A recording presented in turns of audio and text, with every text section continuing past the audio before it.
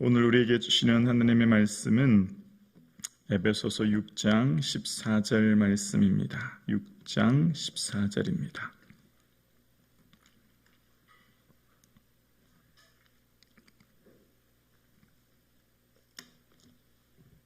우리 한 목소리로 합독하시겠습니다. 함께요.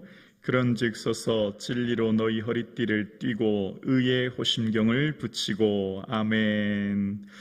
할렐루야. 아멘. 하나님께서 새로운 한 달을 허락해 주셨습니다.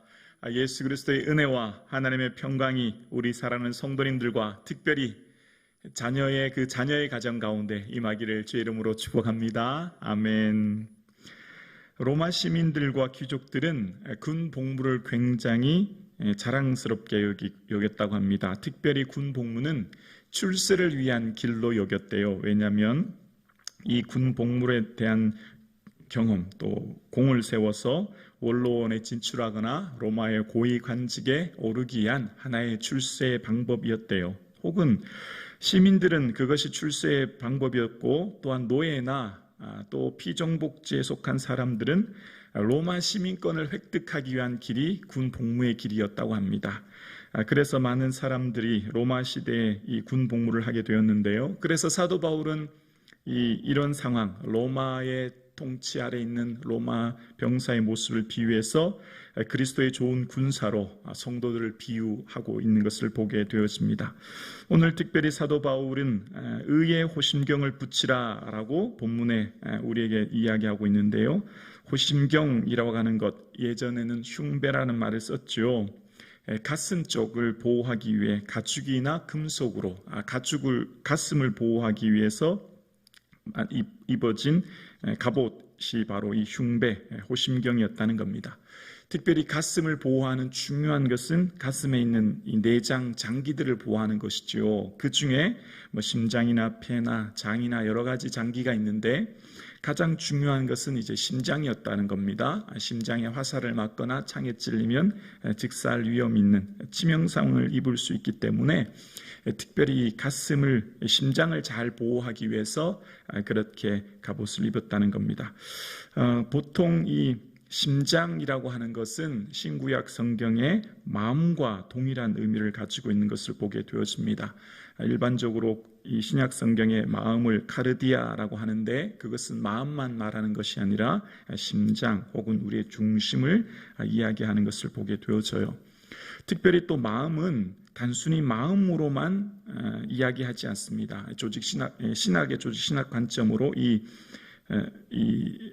성경의 관점으로 보면 마음은 단순히 인간의 마음만을 얘기하기보다는 마음과 영혼의 상호 유기적인 관계로 이야기하는 것을 보게 되어져요. 그러니까 마음을 이야기할 때는 영혼과 별도로 이야기하는 것이 아니라 굉장히 유기체적이고 상호 교우적이고 굉장히 하나 되는 느낌으로 이야기하는 것을 보게 되어져요. 그러니까 마음이라고 하면 다른 말로 영혼의 의미와 흡사한 것을 보게 되어집니다. 그러니까 마음을 지키는 것이 우리의 영혼을 지키는 것임을 또한 생각해 볼 수 있고요. 그런 의미에서 우리의 마음을 지켜야 되는 중요한 이유는 영생의 소망이 우리에게 있기 때문에, 우리에게 있는 이 영원한 생명을 잃어버리면 안 되기 때문에 마음을 잘 지켜야 된다는 거예요. 자, 그런데 마음을 어떻게 지킬 수 있냐? 마음을 지키는 중요한 방법을 사도 바울은 의예라고 이야기합니다.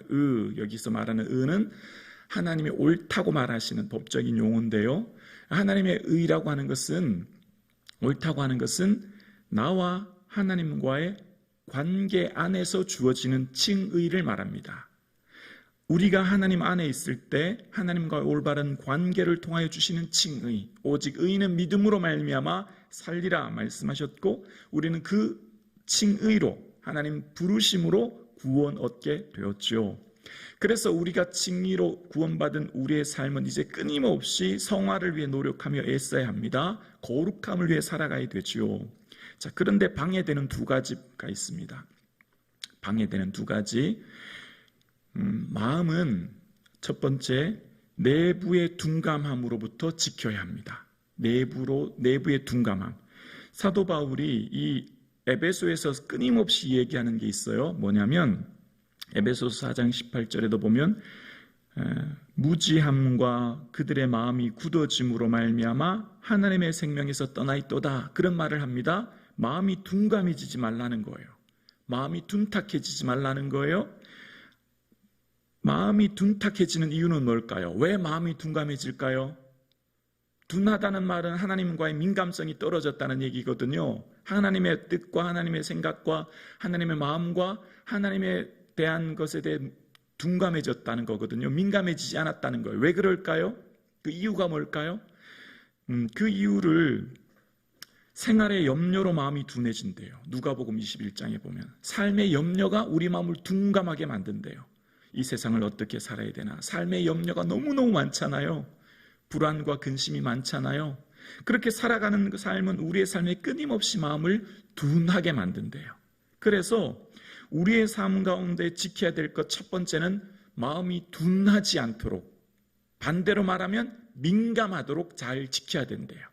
우리 마음 속에 여러분 끊임없이 우리 마음을 이 성화의 삶을 살기 위해 노력해야 됩니다. 여러분 여기 계신 우리 권사님들은 잘 아시죠? 한 일주일 며칠만 청소 안 해도 화장실이나 집이 지저분하죠.